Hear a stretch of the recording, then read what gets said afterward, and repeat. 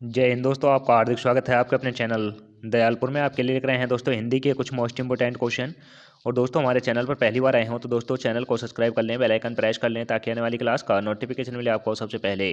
और दोस्तों क्लास अच्छी लगे तो अपने दोस्तों में जरूर शेयर करें। और इससे पहले की क्लास आपने ना देखी हो तो हमारी प्लेलिस्ट से जाकर इससे पहले की हिंदी की क्लास आप देख सकते हैं।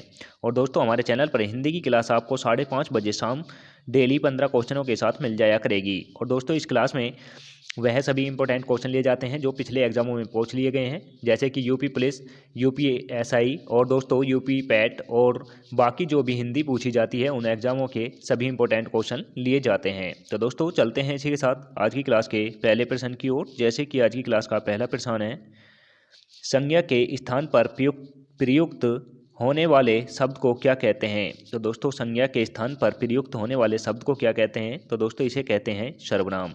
इसे सर्वनाम कहते हैं। तो दोस्तों इसका राइट आंसर हो जाएगा ऑप्शन नंबर ए।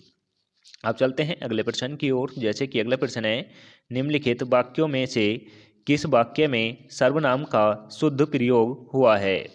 तो दोस्तों निम्नलिखित में कौन से में अशुद्ध प्रयोग हुआ है सर्वनाम का। तो दोस्तों यह हुआ है दोस्तों, मैं तेरे को एक घड़ी दूंगा। तो दोस्तों यह होना चाहिए था, मैं तुझे एक घड़ी दूंगा। तो दोस्तों यह इसका सही होना चाहिए था और इसमें लिखा हुआ है तेरे को।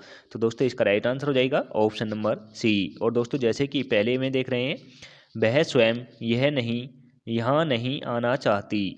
तो दोस्तों यह बिल्कुल सही है। और दोस्तों जैसे कि यहाँ पर आपके आग्रह पर मैं दिल्ली जा सकता हूँ, यह भी बिल्कुल सही है। मुझे इस बैठक की सूचना नहीं थी। तो दोस्तों यह भी बिल्कुल सही है।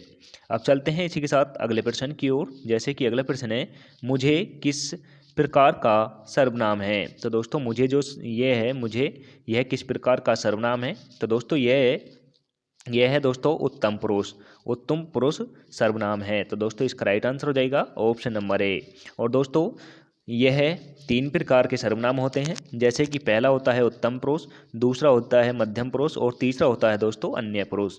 यह 3 तरह के सर्वनाम होते हैं। तो दोस्तों यह भी आप नोट कर लें। अब चलते हैं अगले प्रश्न की ओर। जैसे कि अगला प्रश्न है, सर्वनाम कितने प्रकार के होते हैं। तो दोस्तों सर्वनाम 6 प्रकार के होते हैं। तो दोस्तों इसका राइट आंसर हो जाएगा ऑप्शन नंबर सी। अब चलते हैं अगले प्रश्न की ओर। जैसे कि अगला प्रश्न है, निश्चयवाचक सर्वनाम कौन सा है। तो दोस्तों निश्चयवाचक सर्वनाम कौन सा है। निश्चय यानी दोस्तों यह और वह जो होते हैं यह निश्चयवाचक सर्वनाम होते हैं। तो दोस्तों इसका राइट आंसर हो जाएगा option number D is right answer. यह निश्चयवाचक सर्वनाम है।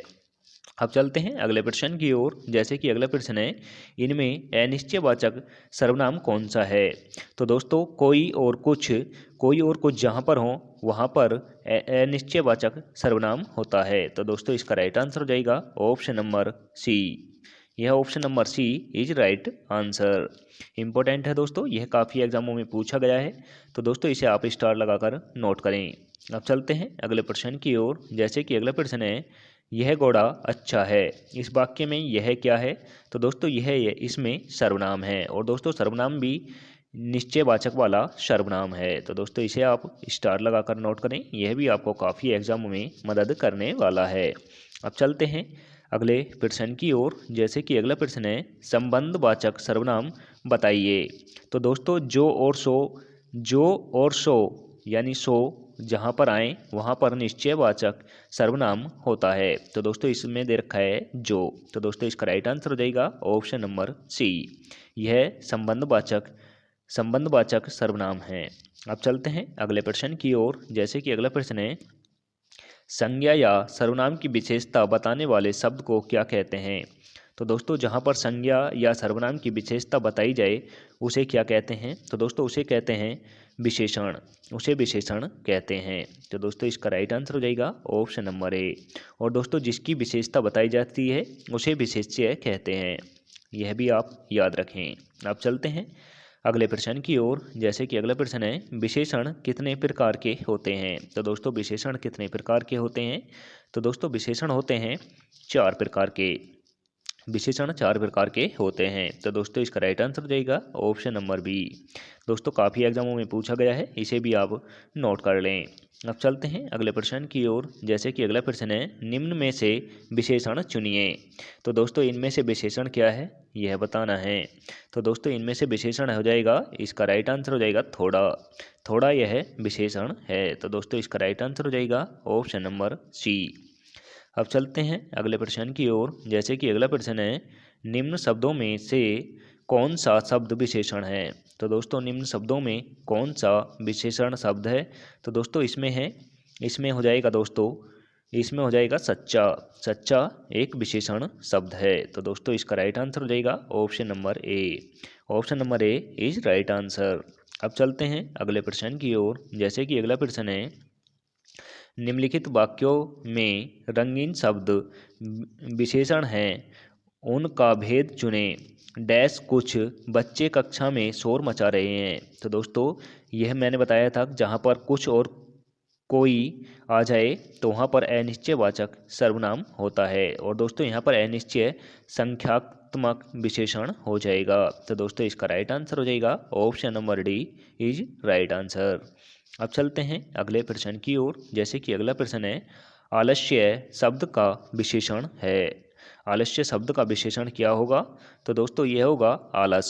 यह आलस होगा। तो दोस्तों इसका राइट आंसर हो जाएगा ऑप्शन नंबर सी। सॉरी दोस्तों, आलस्य का आलसी हो जाएगा। तो दोस्तों इसका right answer option number C हो जाएगा। अब चलते हैं अगले प्रश्न की ओर। जैसे कि अगला प्रश्न है, इनमें से गुणवाचक विशेषण कौन सा है। तो दोस्तों इनमें से गुणवाचक विशेषण कौन सा है। तो दोस्तों इनमें गुणवाचक हो जाएगा नया, यानी यह दोस्तों एक नए का गुण बता रहा है। तो दोस्तों इसका राइट आंसर हो जाएगा option number B. Option number B is right answer. अब चलते हैं अगले प्रश्न की ओर। जैसे कि अगला प्रश्न है, निम्न में कौन सा शब्द विशेषण है। तो दोस्तों निम्न में कौन सा शब्द विशेषण है। इसमें है निपट। निपट इसमें विशेषण है। तो दोस्तों इसका राइट आंसर हो जाएगा option number C. Option number C is right answer. अब चलते हैं अगले प्रश्न की ओर। जैसे कि अगला प्रश्न है, मानव शब्द से विशेषण बनेगा। तो दोस्तों मानव शब्द से विशेषण कौन सा बनेगा। तो दोस्तों यह बनेगा मानवीय। मानवीय बनेगा। तो दोस्तों इसका राइट आंसर हो जाएगा option number D. Option number D is right answer. अब चलते हैं अगले प्रश्न की ओर। जैसे कि अगला प्रश्न है, उत्कृष्ट उत्कृष्ट का विशेषण क्या होगा। तो दोस्तों उत्कृष्ट का विशेषण क्या होगा। तो दोस्तों इसका विशेषण हो जाएगा उत्कृष्ट। यह उत्कृष्ट यह वाला हो जाएगा। तो दोस्तों इसका राइट आंसर हो जाएगा ऑप्शन नंबर सी।